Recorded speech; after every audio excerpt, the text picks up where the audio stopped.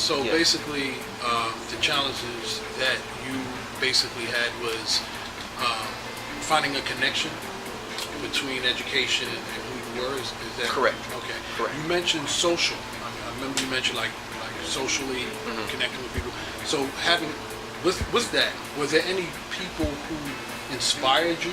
Like in some challenges you had, was there ever a case where you needed help from, let's say, a family member, friend, colleague, or what have you, who like served as a support system for you? Definitely.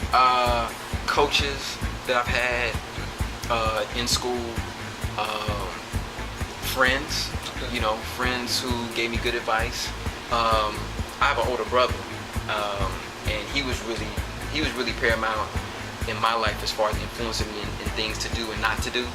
I looked up to my older brother and his friends. His friends helped keep me, kind of on the straight and narrow, because I consider them pretty smart and intelligent and pretty cool. So I was like, well, if they're not into it, then it's probably not cool enough, And they kept me out of just the, the dumb stuff. You know what I mean? Like, they understand that you're gonna get into your things here and there, but for the most part, they kept tabs on me. Like, don't do that. Like, you don't have to do that. Like, instead of breaking into this, not to say that I was, but instead of like causing mischief or breaking into like a store, right. Like, yo, like you don't have to do that. What are you doing it for? Like, what's the point?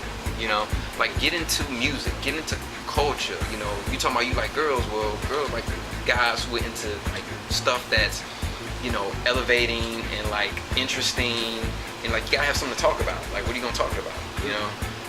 So just being like a well-rounded dude, and like you could be cool, but you don't have to get into like this ultra negative stuff to be cool. Like, you ain't gotta like be the hard rock.